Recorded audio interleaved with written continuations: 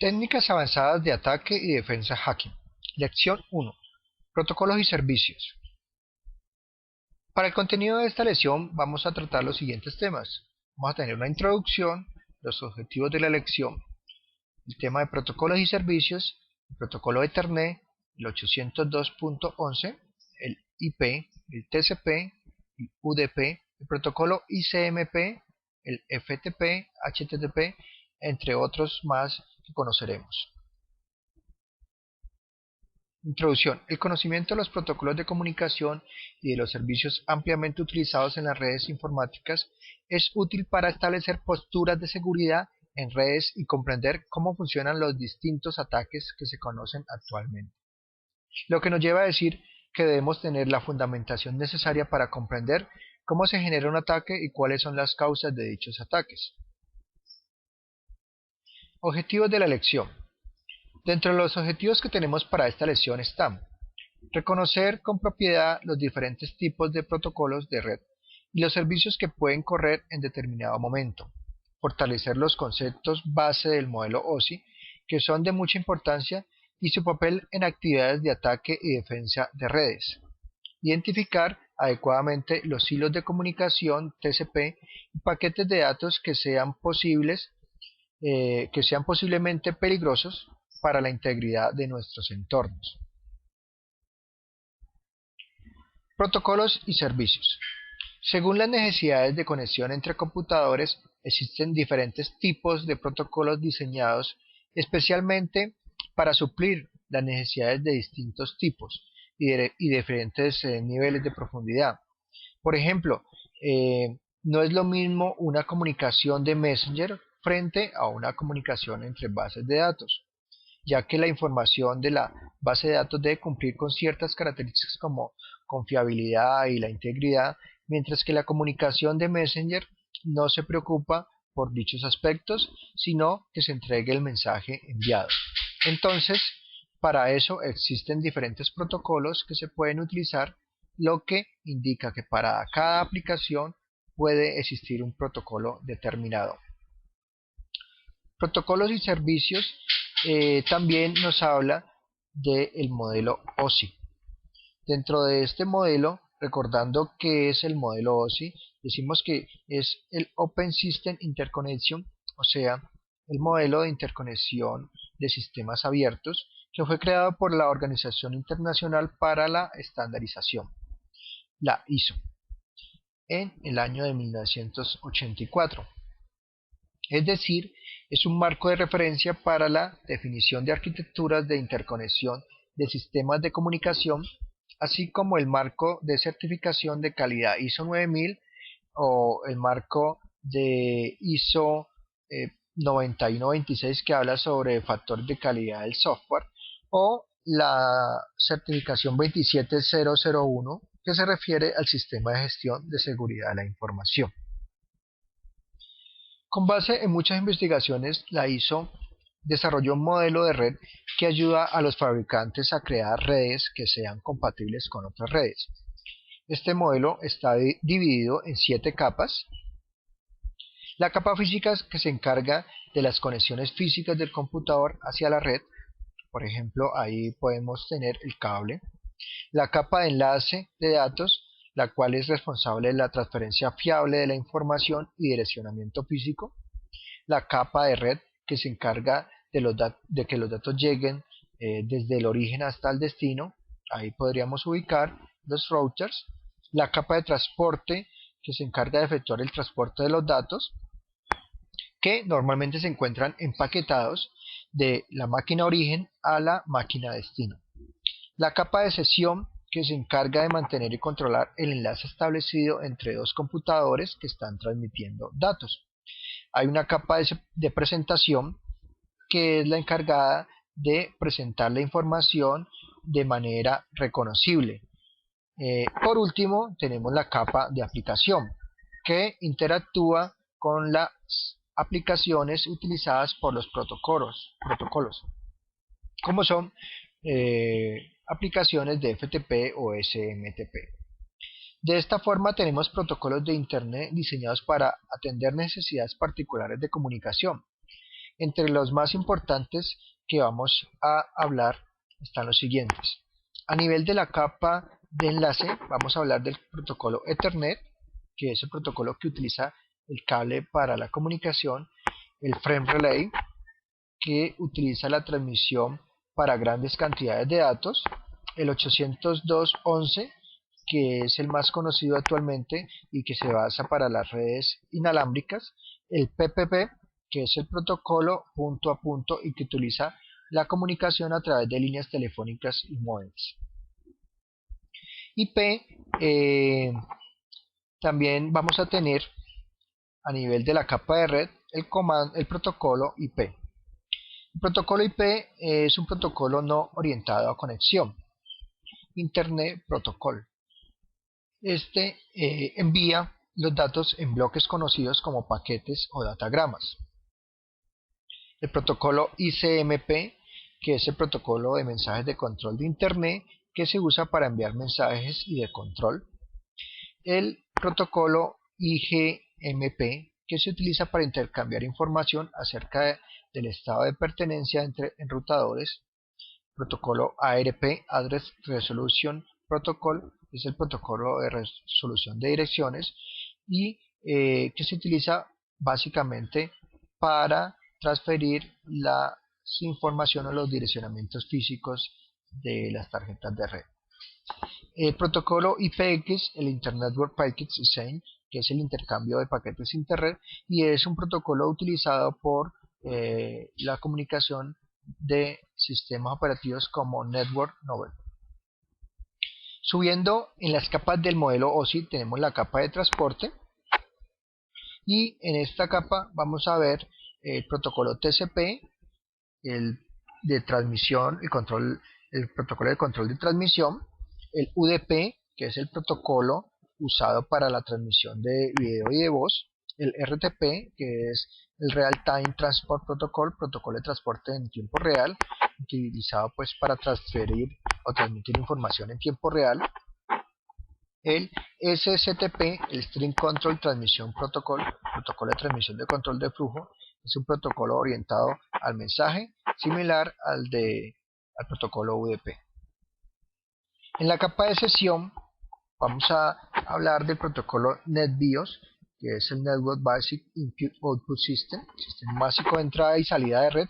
Con este protocolo las computadoras son conocidas e identificadas con un nombre. Protocolo RPC, que es el Remote Procedure Call, o también llamada procedimiento remoto, que permite ejecutar código en otra máquina de forma remota.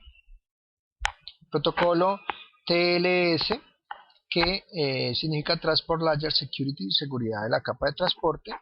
Y por último, en la capa de aplicación vamos a ver protocolo HTTP, el Hypertext Transfer Protocol, protocolo de transferencia de hipertexto, DNS, el dominio, el sistema de nombres de dominio, el FTP, el File Transfer Protocol, protocolo de transferencia de archivos, el Telnet, Telecommunication Network, que sirve para acceder en modo terminal. También vamos a ver el protocolo SSH, Security Shell, que interpreta órdenes seguras, que usa técnicas de cifrado y se utiliza para administrar o para conectarnos a servidores Unix. SMTP, Simple Mail Transfer Protocol, que es el protocolo simple de transferencia de correo, que es uno de los más utilizados en la actualidad. Ahora hablemos de Ethernet, que es el pilar de las comunicaciones cableadas. Ideado en 1972 y basado en el estándar Aloha, que fue un estándar utilizado en instalaciones militares de Estados Unidos y desarrollado en la Universidad de Hawái. A partir de esto se mejoró y se definieron las normas que se conocen actualmente sobre cableado, los pares de cableado y propiedades de transmisión conocido en el estándar IEEE 802.3. Ethernet es un estándar de redes de computadores de área local que define las características del cableado y los formatos de tramas de datos del nivel de enlace del modelo OSI. Pero ¿cómo funciona el protocolo? Bien, el protocolo de transmisión Ethernet escucha la señal eléctrica en el medio para determinar la ocupación del mismo. Es decir, el protocolo verifica si el cable está ocupado para transmitir, de esa forma lo hace. Por ejemplo, en una red cableada se genera una señal eléctrica en el momento en que un switch está recibiendo un paquete. De encontrarse ocupado dicho medio, la transmisión de la señal será pospuesta. Esto es un proceso que pasa en tiempos realmente muy pequeños, que no son notables y que de esa forma se procesan. ¿A qué nos lleva esto? A que fácilmente se puede ver afectada la comunicación en una red de área local a través de estos medios por ser susceptible a muchas amenazas. El algoritmo que utiliza Ethernet es CSMA-CD, que es acceso múltiple por detección de portadora con detección de colisiones. Es decir, que la estación que desea emitir o que desea transmitir previamente debe escuchar el canal antes de hacer el envío.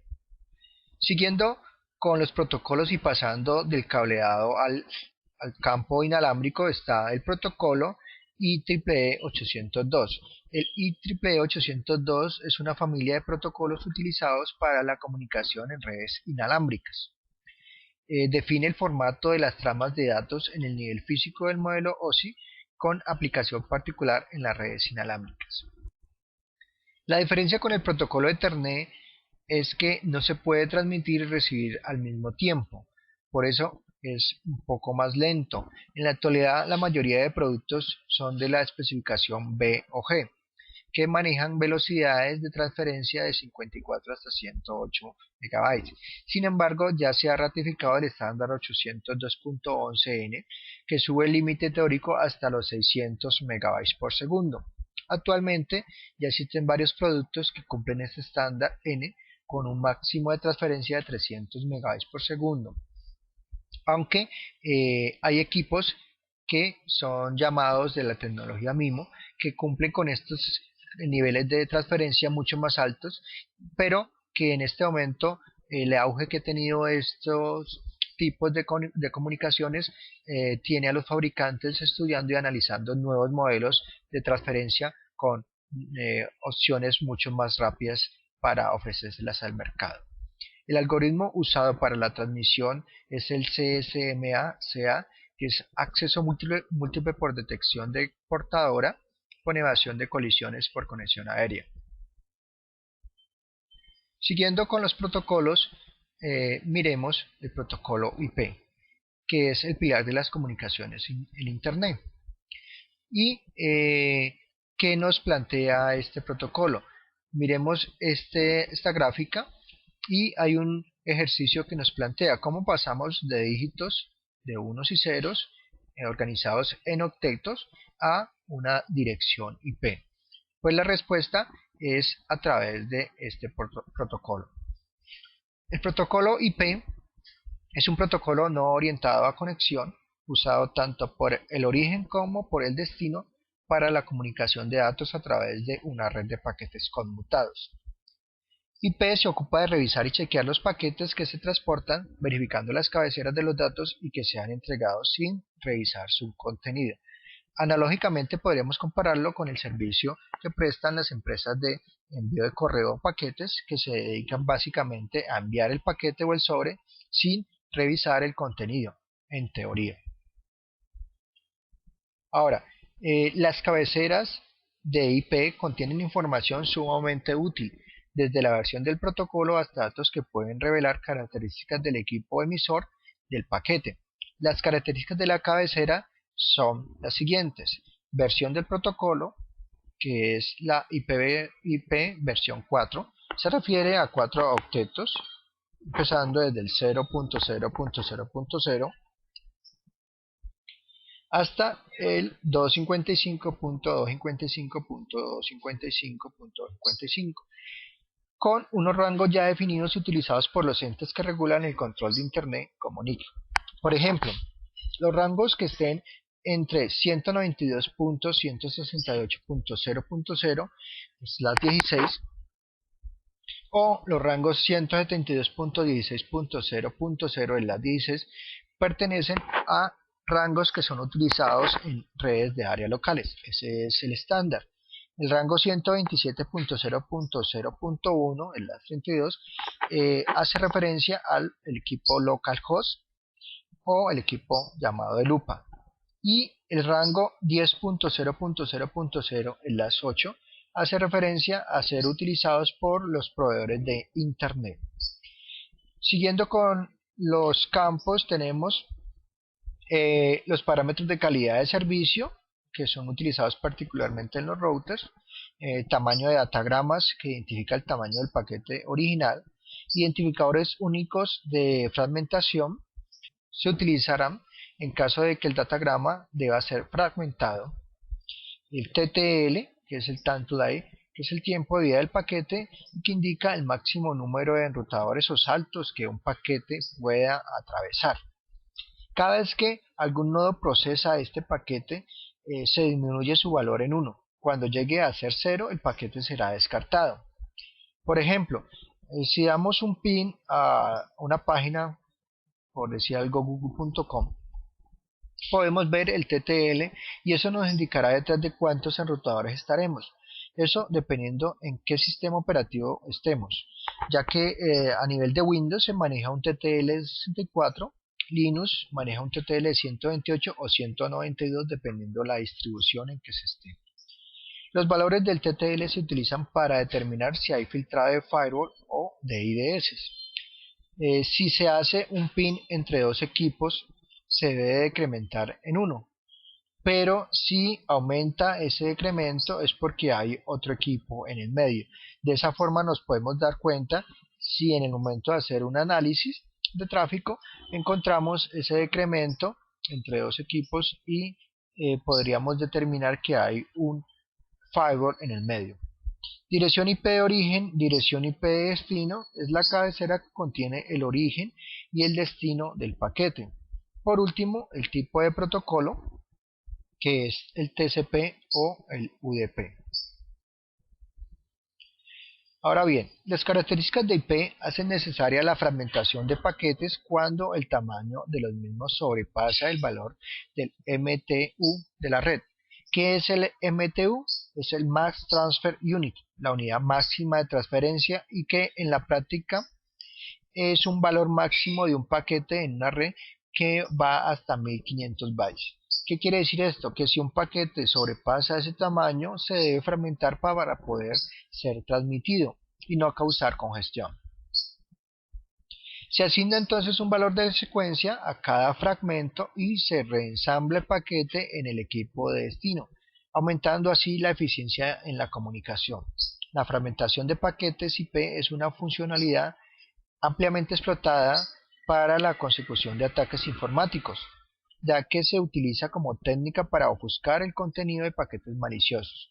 Es decir, cuando los paquetes están desensamblados, que están fragmentados, se puede utilizar este espacio para involucrar paquetes maliciosos y que solamente el portador o cuando lleguen se va a dar cuenta en el momento de que lo reensamble. Subiendo de capa tenemos el más importante, el protocolo TCP, protocolo de control de transmisión. Está en la capa intermedia entre el protocolo de Internet IP y la aplicación. TCP añade las funciones que permiten que la comunicación entre dos sistemas se efectúe libre de errores, sin pérdidas y con seguridad. La pila TCP tiene un equivalente en el modelo OSI. En varios aspectos, un nivel en la pila TCP equivalen a varios niveles de la pila OSI. Tenemos entonces que en la capa física y la capa de enlaces de datos del modelo OSI se relacionan o son equivalentes a la capa de acceso a la red del modelo TCP. El nivel de red que está identificado en el modelo OSI se relaciona con el modelo de Internet en el tema TCP, y el modelo de transporte se identifica de igual forma en ambos modelos. La capa de sesión, de presentación y de aplicación se unen en un solo nivel para llamarse capa de aplicación en el modelo de TCP.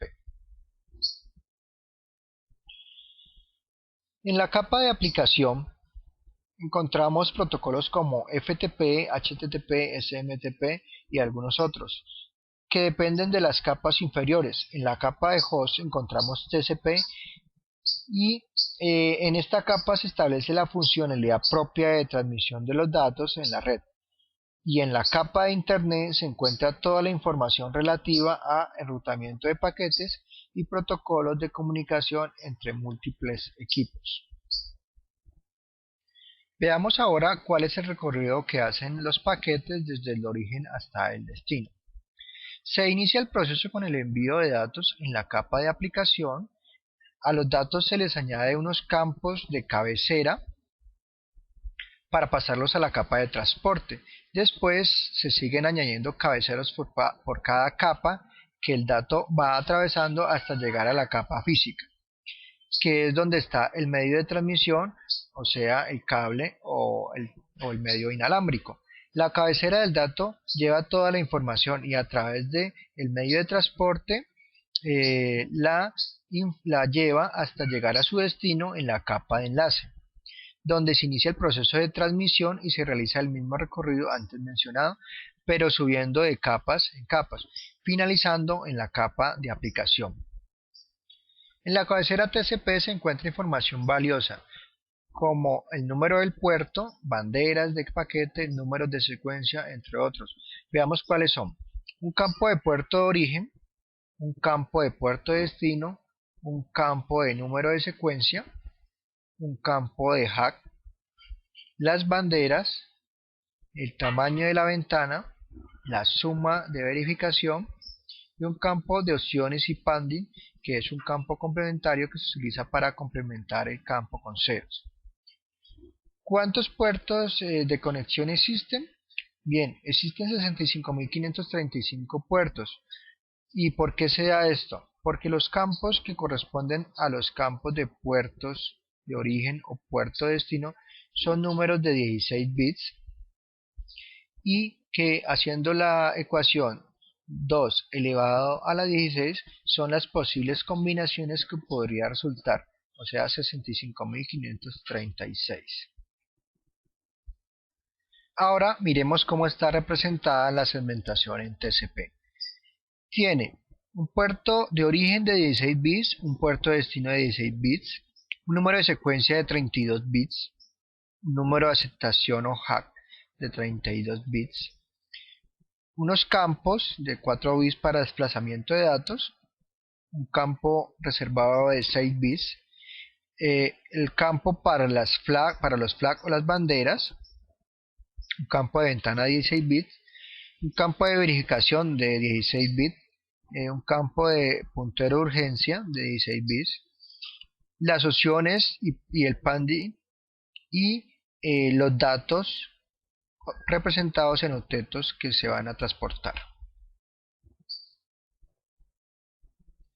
Los flags son de mucha importancia en un paquete, ya que esto nos da información representativa en el momento de la comunicación.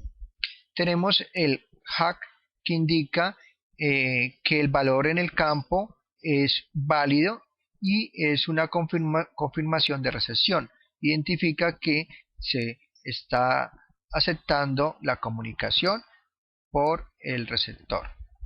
El SYN indica la apertura de un nuevo canal virtual de transmisión. Significa que se están sincronizando los dos equipos. El FIN indica la finalización correcta de una conexión establecida. El RST indica la finalización inmediata de una conexión al presentarse un error no recuperable o una conexión anormal. La bandera URG indica la inmediata recepción de los datos sin esperar el procesamiento de octetos anteriormente ubicados en conexión. Ahora miremos cómo funciona la comunicación en 3 vías en la siguiente gráfica. Un usuario abre una comunicación poniendo a 1 el flag de SIM. Pone en 0 el flag de ACK y asigna un número arbitrario de secuencia de 32 bits. Posteriormente, el segundo usuario o receptor devuelve el mismo número de SIM pone un hack igual a 1 y el número de secuencia que asigna es un número de secuencia arbitrario y al final pone en el hack el número de secuencia que anteriormente había sido recibido incrementado en 1. De esa forma, el mensaje se conoce como mensaje de apertura pasivo. Por último, el que inicia la comunicación envía un SYN igual a 0, el hack lo pone en 1, el código de secuencia que fue anteriormente enviado y asigna un hack que fue el anteriormente recibido incrementado en 1. En este momento ya se establece la comunicación y se empiezan a transmitir los datos. Pero ¿qué pasa con este modelo?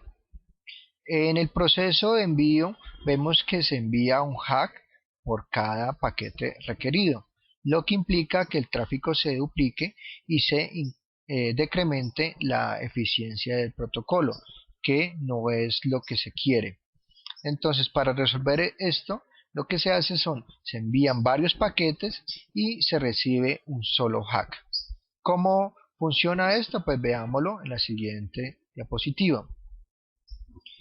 La fuente envía un número de secuencia, el receptor envía un número de secuencia inicial y un número de hack incrementado. La fuente envía un número de hack para confirmar la recepción. De esta manera se mejora la eficiencia del protocolo y después de eso se puede enviar gran cantidad de datos. Como normalmente esos datos deben ser fragmentados, lo que se hace es establecer una segmentación de los paquetes y se van guardando en los buffers de TCP. De esta manera los segmentos van identificándose y se van almacenando en el buffer hasta que se reciba el último segmento con un flag de push igual a 1. De esta forma, en el momento en que he recibido esa bandera, se va a hacer la transferencia y se va a enviar la información a la capa de aplicación. En esta imagen vemos cómo se ve un paquete TCP. Inicialmente se ve en formato hexadecimal organizado por octetos y representados por números y letras. Aquí vemos que en esta parte se identifica la cabecera de Ethernet y el tipo de Ethernet. Más abajo encontramos la dirección de destino y en esta parte estaremos observando el puerto origen y el puerto de destino y las banderas que se están utilizando para dicha comunicación. Algunos programas que nos permiten ver estos paquetes son Wireshark, Ethereal, TCP/DUM, CAIM, entre otros. Siguiendo con los protocolos de transporte tenemos el UDP, el protocolo de datagrama de usuarios, que utiliza para la transmisión de datos sin complicaciones. Existen diferentes aplicaciones en las cuales no se requiere la robustez de un protocolo como TCP. En muchos casos se requiere solamente un protocolo que transporte los datos y que verifique errores de forma rudimentaria. UDP es un protocolo de transporte de datos no orientado a la conexión. La información enviada mediante este protocolo carece de secuenciación y otras características de verificación de integridad. Por lo tanto, este protocolo es llamado protocolo de best effort, que hará el mejor esfuerzo por la entrega de los datos sin garantizar la misma. El protocolo UDP se utiliza, por ejemplo, cuando se necesita transmitir voz o video y resulta más importante transmitir con velocidad que garantizar el hecho de que lleguen absolutamente todos los bytes. UDP no requiere mantener conexiones activas, es más rápido que TCP, no secuencia los datos y diversos servicios se basan en este protocolo, como el TFTP, DNS, el servicio de resolución de dominios, el NFS, Network File System, el SNMP, el RIP y algunos otros que podremos ver más adelante. Al ser este protocolo más rápido que TCP, es una razón para que muchos de los virus y gusanos que se conocen se difundan de manera rápida utilizando este protocolo. De esta manera podemos decir que este protocolo es una fuente de conocimiento y que a través de él podemos determinar muchos tipos de ataques. Veamos ahora cómo es la cabecera de UDP y cómo es su estructura frente al de TCP. Primero tiene un puerto de origen, también tiene un campo para el puerto de destino, maneja una longitud y un campo de verificación. Después vienen los octetos para los datos que se van a transportar. Comparando las dos estructuras tenemos lo siguiente. En TCP, que es orientado a conexión, si se envía un dato y llega corrupto o se daña, el dato debe ser reenviado. Mientras que en UDP, al enviarse el dato, no se exige la verificación del mismo. No se preocupa por la integridad, sino que el dato llegue de la forma como llegue. ICMP es el protocolo de mensajes de control de Internet. Es el subprotocolo de control y notificaciones de errores del protocolo de Internet IP, y como tal se usa para enviar mensajes de error, indicando por ejemplo que un servicio determinado no está disponible o que un router o host no puede ser localizado. Tiene más de 35 mensajes de control que según las características del evento se envían. Por ejemplo, si se hace un PIN, se genera una solicitud de eco y la respuesta a ese PIN es una respuesta a eco. De esta forma se maneja por cada evento un mensaje. Cuando se hace una solicitud de eco, el que envía el PIN es de tipo 8 y el que contesta es de tipo 0. Cuando se envía un paquete en una solicitud de eco, se debe devolver el mismo paquete de manera obligatoria como respuesta a dicha solicitud. Ahora bien, ¿qué pasa si nosotros enviáramos datos maliciosos y que tuvieran que ser devueltos a nosotros de manera obligatoria? Por ejemplo, si enviamos un paquete ISMP que por dentro tiene un paquete UDP y que está enviando datos de conexión hacia otra parte o destino, el receptor está obligado a responder. Esto se llama ICMP Tunneling o entunelamiento de ICMP.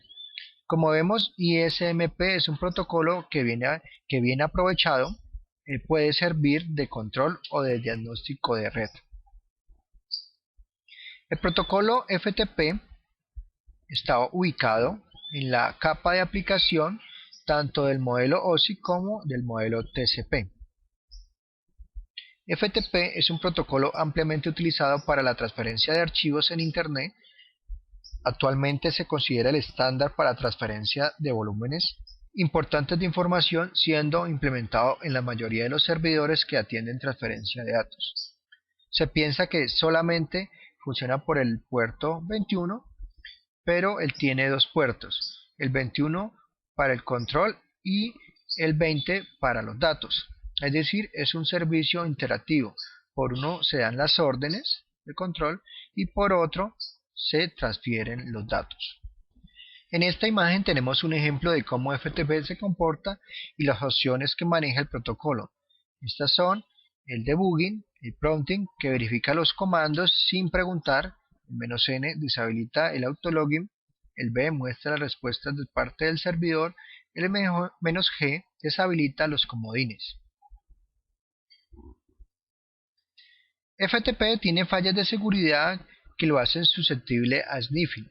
Esto es debido a que la información enviada mediante FTP no viaja cifrada. Desde un contexto de seguridad es recomendable evitar la transferencia de archivos importantes en una red corporativa mediante FTP. En su lugar, se puede utilizar protocolos como SFTP o SSP, Secure Copy. FTP tiene dos modos de transferencia, uno en modo ASCII y otro para modo binario. Siguiendo con los protocolos tenemos HTTP, que es la puerta a la autopista de la información. Pero para hablar de HTTP debemos hablar de www, la triple W, o la World Wide Web, que fue creada en los laboratorios del CERN, en el Centro Europeo de Investigación de Física de Partículas, y fue publicado en el año de 1992. HTTP es un protocolo de comunicación que permite a servidores web y navegadores intercambiar información en 4 pasos simples. Primero, el navegador se conecta al servidor. Esto sucede cuando el usuario digita una página como www.google.com. Después, el navegador hace una solicitud al servidor, que puede ser un GET o un POST. El servidor responde al navegador y la conexión es finalizada. Las peticiones HTTP se conocen como métodos. Tenemos el método GET, que es pedir un documento específico, HIT, que pide la cabecera del documento, POST, pide al servidor que acepte un documento específico como un ejecutable y pase alguna información. PUT reemplaza el contenido del documento específico con datos del cliente. Delete pide al servidor que se elimine una página específica. Option permite ver las capacidades del servidor, y trace es usado para testear la comunicación con el servidor. Ahora bien, del lado del servidor tenemos la opción accept, que son los tipos de datos aceptados, authorization, que incluye información de autenticación como usuarios o password, user agent, que es la información que envía el cliente, donde se define cuál es el navegador que está utilizando, el refer, que es la página web donde está llegando el usuario hasta el servidor. Por ejemplo, si nosotros digitamos un comando, el get index.html, a través de un telnet, pues podríamos ver información que está relacionada con el servidor y que normalmente no es mostrada. También hay unos mensajes que genera el servidor a nivel de información, que empiezan por el número 100, a nivel de éxito, que empiezan por el número 200, y a nivel de errores, que son o que empiezan por el número 500.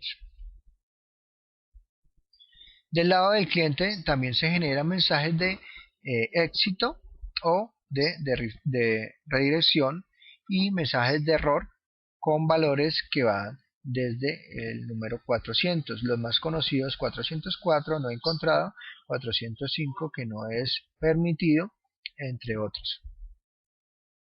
La información devuelta por el servidor a una petición HTTP puede ser valiosa en un contexto de seguridad.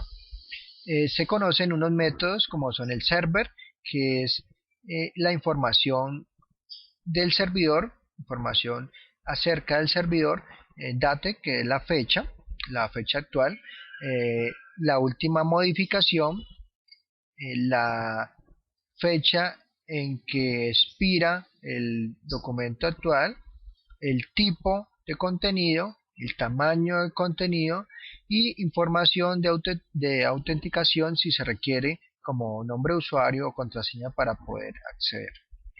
Mientras que TCP trabaja con direcciones IP, hay un protocolo de un nivel más bajo de direcciones de red, que es el ARP.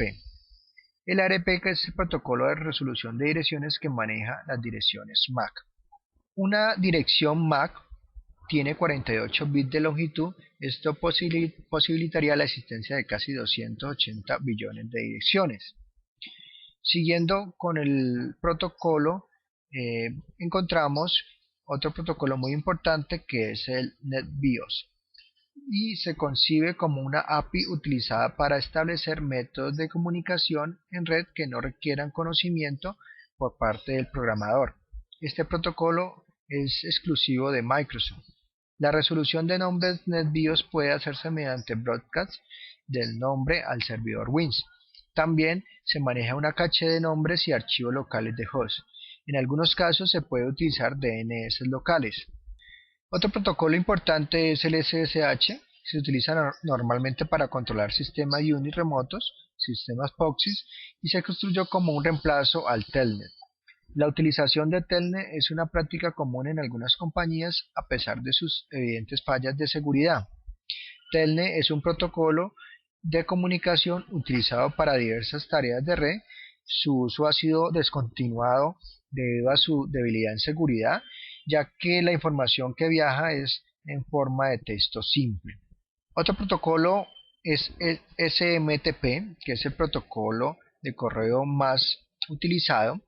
Se dice que 8 de cada 10 mensajes son enviados mediante este protocolo y solamente puede procesar correos en formato texto.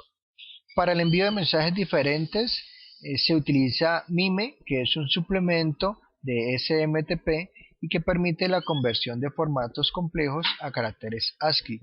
De esta forma es posible enviar imágenes o fotos a través de correos utilizando este suplemento.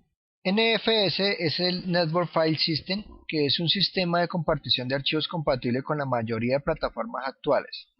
Este sistema permite el acceso colectivo a discos de red para maximizar procesos de productividad y centralización de información empresarial sensible. Por último tenemos el TFTP, Trivial FTP, que es mucho más simple que el FTP y está basado en el protocolo UDP. Se utiliza como para transferencia de listas de control de acceso y establecer conexiones hacia routers en redes locales. No requiere ningún tipo de validación. Adolece de graves fallas de seguridad y no es orientado a conexión. De esta forma, damos por terminada la lección y los invitamos a continuar con los laboratorios, revisar los documentos que les permita reforzar dichos conceptos y realizar los talleres del curso.